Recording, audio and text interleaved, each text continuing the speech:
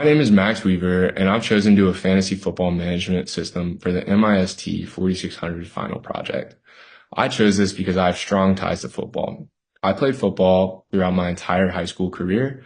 I'm also from Atlanta, so I'm a huge Atlanta Falcons fan, and I engage in fantasy football every single year. So I thought this would be a really interesting project to kind of dive behind the scenes and see what's going on in these fantasy football applications. So here on the left, we have the table of contents, which I'm not going to read through line by line, but that's what you can expect from my presentation. And then on the right, that's me again. Once again, my name is Max Weaver. I'm a management information system at the University of Georgia. I'm a junior, and I am getting an emphasis in information security. So the business problem and objective. The business problem is fantasy leagues are often fragmented, manual, or locked behind paywalls. My objective here was to build a Java console application to manage a fantasy football league, allowing users to draft players, simulate games, and view stats. My goal here was to provide a functional prototype that mimics key league operations using object-oriented design. So the system capabilities. With my system capabilities, I really wanted to emulate those of an actual fantasy football app. Therefore, the first, you're able to create users and teams. You can also draft and assign players, simulate matches, and view results and player stats.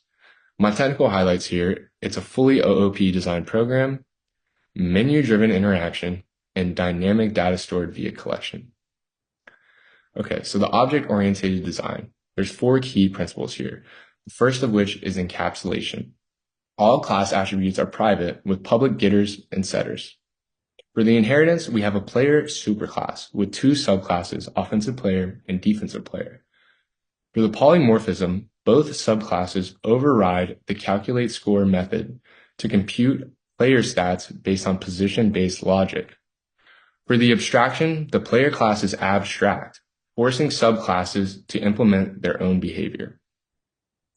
For the system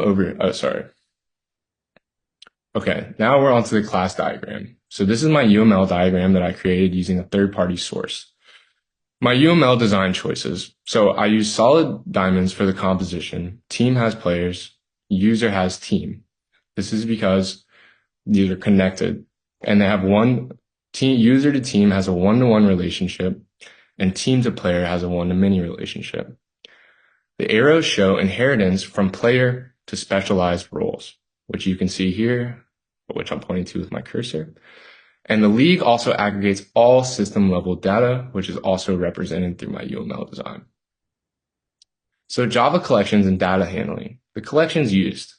I used an array list for player pools and team rosters. I used a hash map to map usernames to their teams. And I used an array list in league to store active users and players. My design justifications. The array list allows index access and easy iteration, and the hash map provides fast user lookup and avoids duplicates. Okay, so now I'm going to dive into my end-to-end scenarios, and I'll demonstrate both of them after I've explained them both. So the first is filtering players by stats. For example, a user wants to find a defensive player with over or equal to 5 tackles. The steps here. Select filter player by stat criteria, enter the stat type, enter the threshold value, and the system returns matching players.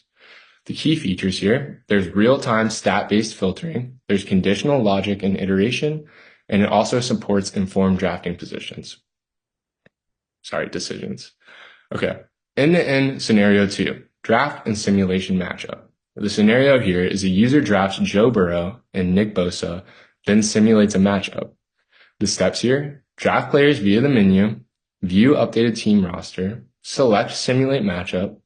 The system calculates the total score. Offensive stats use yards and touchdowns, and defensive stats use tackles and sacks. And then finally, this final team score is displayed. The demonstrated concepts here, polymorphism and stat scoring, dynamic team updates, and realistic performance simulation. So quickly, I'm going to run through my Java program. Welcome to the Fantasy Football app. Enter your name to join the league. My name is Max Weaver. Okay. So here you see the menu options. So the first scenario, we filter players by stats, which I'm going to do here. So I typed in 5, filter player by stats, enter stat to filter, tackles, yards. I'm going to do tackles. Okay. Enter a minimum value for tackles. We're going to do 5 as it said in the example. Nick Bosa has 5 tackles. So now I'm going to decide to draft this player, which kind of dives into the second part of the end-to-end scenarios. So 2, draft a player. I'm choosing to draft Nick Bosa. Nick Bosa has been drafted, and I also know that I can draft, or actually, I'll just demonstrate that I can view available players as well. It turns out Joe Burrow is still available to be drafted, so I'm going to draft Joe Burrow. Okay, now I can view my team. So Max's team with players Nick Bosa and Joe Burrow. And so now that I've viewed my team, I can simulate a matchup. And when I simulate the matchup, it produces my team score. And I think this highlights both end-to-end scenarios. Okay. So the business relevance and future value. There's real world applications here. I'm emulating logic using ESPN, Yahoo, and Sleeper fantasy leagues. And it's serving as a functional prototype for fantasy sports tools. Future development, a web interface with a user login/authentication could really take this to the next level. Additionally, adding player trades, salary caps, and historical performance tracking could also be a major improvement. The code architecture and design decisions. So my class design, I chose to do one class per file.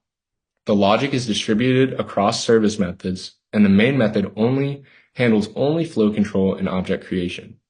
The design discipline. There's a strong separation of concerns. It's simplified for maintainability, and I try to follow Java's best practices. Reflections and takeaways. What I learned here is I learned a lot about turning abstract OOP concepts into real applications. I learned about designing clean class hierarchies, and I also learned about managing dynamic interactions with collections. What was hardest was keeping my scope balanced. As I said earlier, I'm a huge fantasy football fan, so it was tempting to dive into all the features that these apps may offer. However, I realized that this wasn't feasible for the scope of my project. I also had difficulty avoiding tightly coupled classes, but as you can see through my design, I handled these issues. Finally, it was difficult to simulate fair and randomized gameplay, which was due to the changing logic and how it can be overridden to calculate different scores based on positions and different stats. That wraps up my project. I really hope you enjoyed my presentation.